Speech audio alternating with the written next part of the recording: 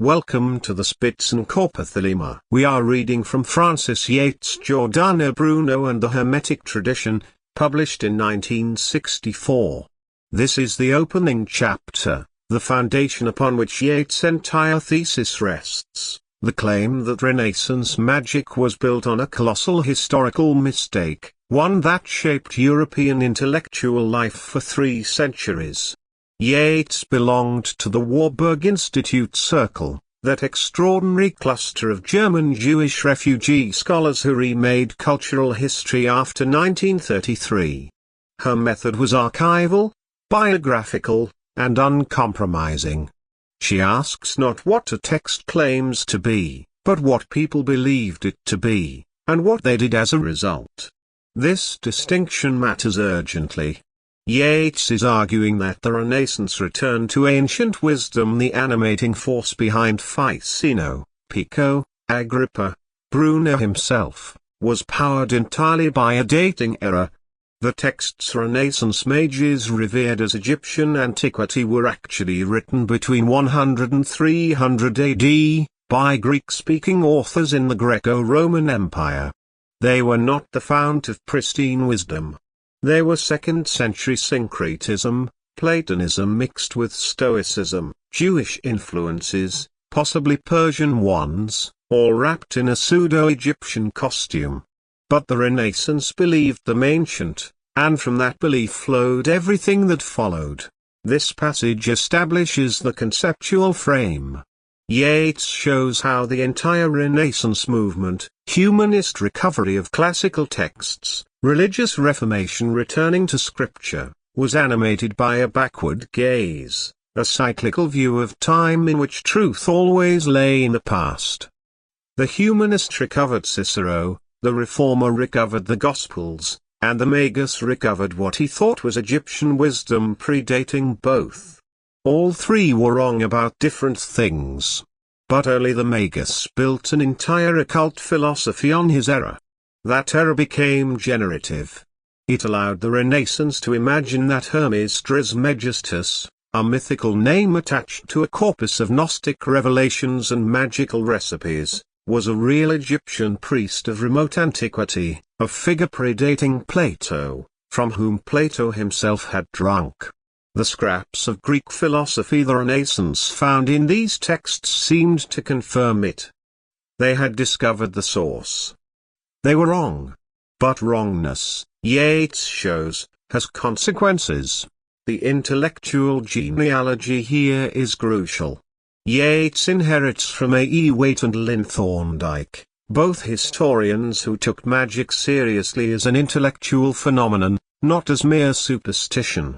But she adds something sharper, the insight that Renaissance magic is best understood not as a continuity with medieval magic or ancient practice, but as a Renaissance invention, built on mistaken dating and powered by humanist philology gone astray.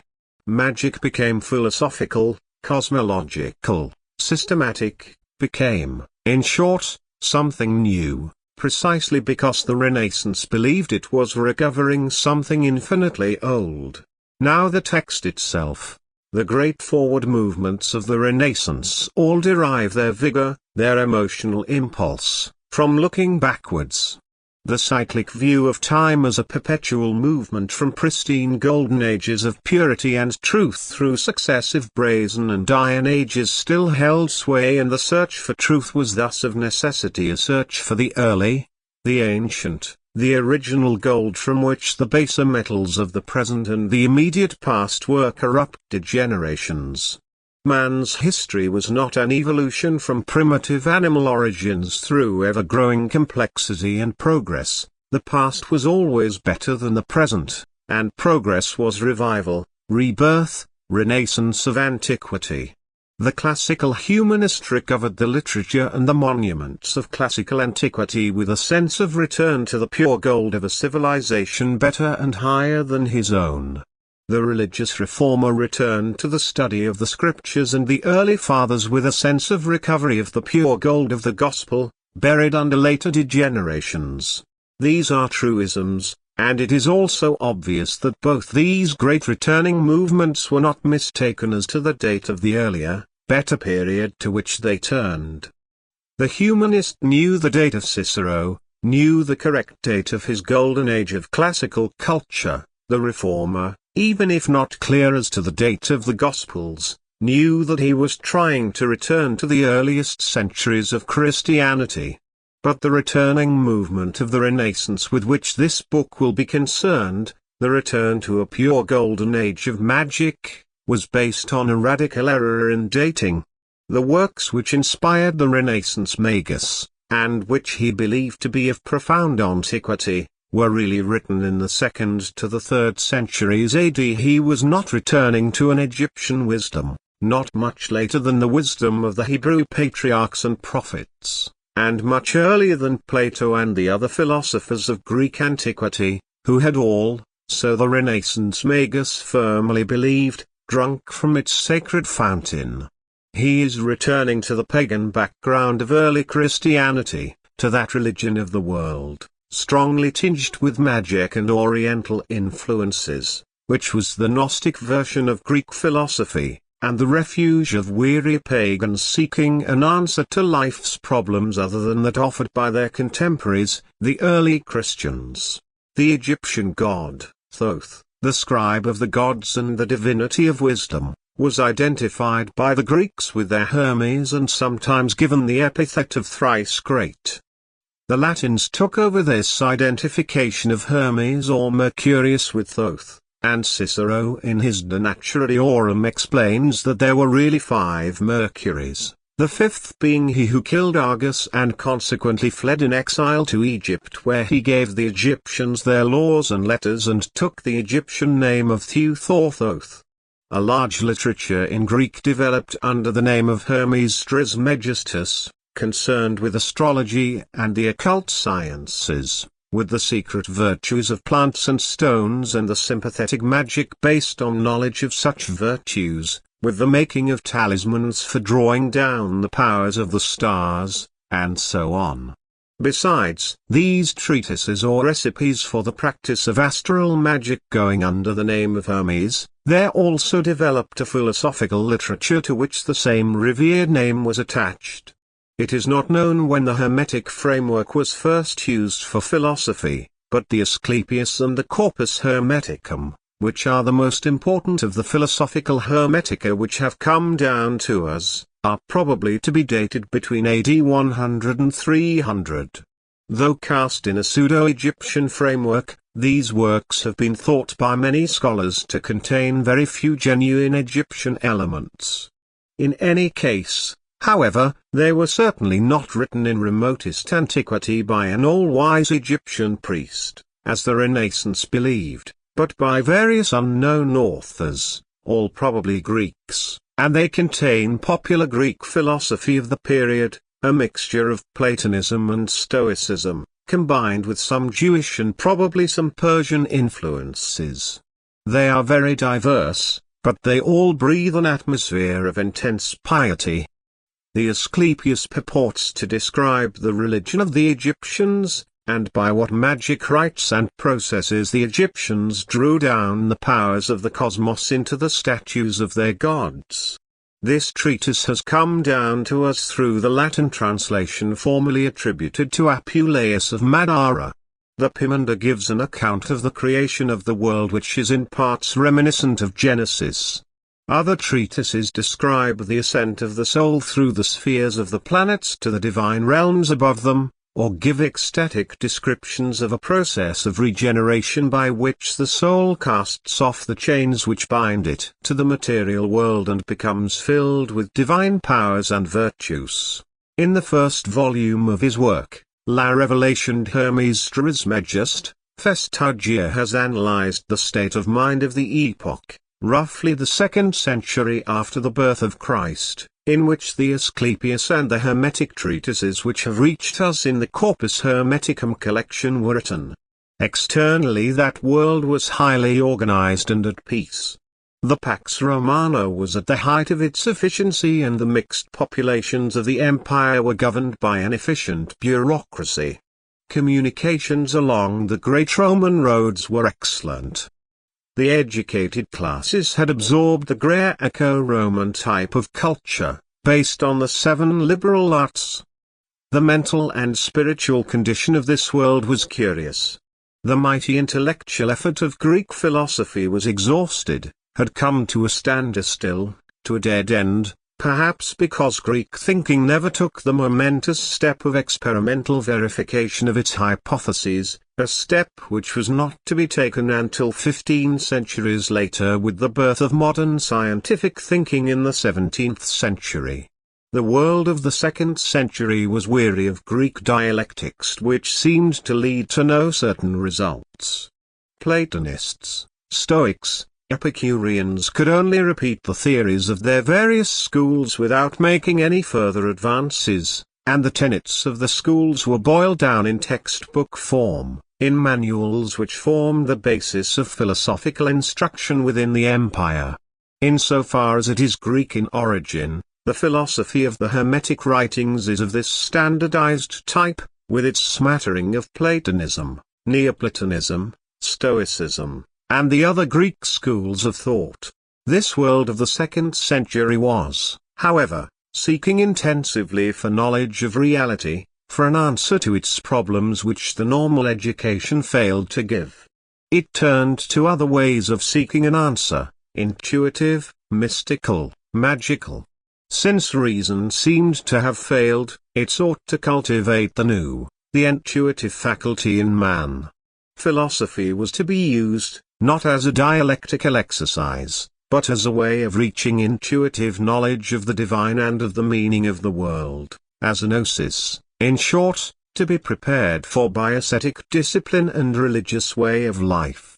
The Hermetic treatises, which often take the form of dialogues between master and disciple, usually culminate in a kind of ecstasy in which the adept is satisfied that he has received an illumination and breaks out into hymns of praise.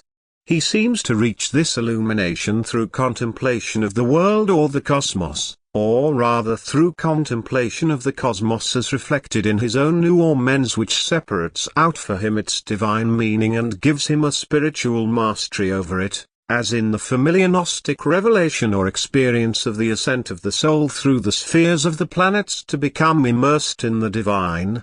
Thus that religion of the world which runs as an undercurrent in much of Greek thought, particularly in Platonism and Stoicism, becomes in Hermetism actually a religion, a cult without temples or liturgy, followed in the mind alone, a religious philosophy or philosophical religion containing a gnosis. The men of the 2nd century were thoroughly imbued with the idea that what is old is pure and holy, that the earliest thinkers walked more closely with the gods than the busy rationalists, their successors. Hence the strong revival of Pythagoreanism in this age. They also had the impression that what is remote and far distant is more holy, hence their cult of the barbarians, of Indian gymnosophists, Persian magi, Chaldean astrologers, whose approach to knowledge was felt to be more religious than that of the Greeks. In the melting pot of the empire, in which all religions were tolerated, there was ample opportunity for making acquaintance with Oriental cults. Above all, it was the Egyptians who were revered in this age.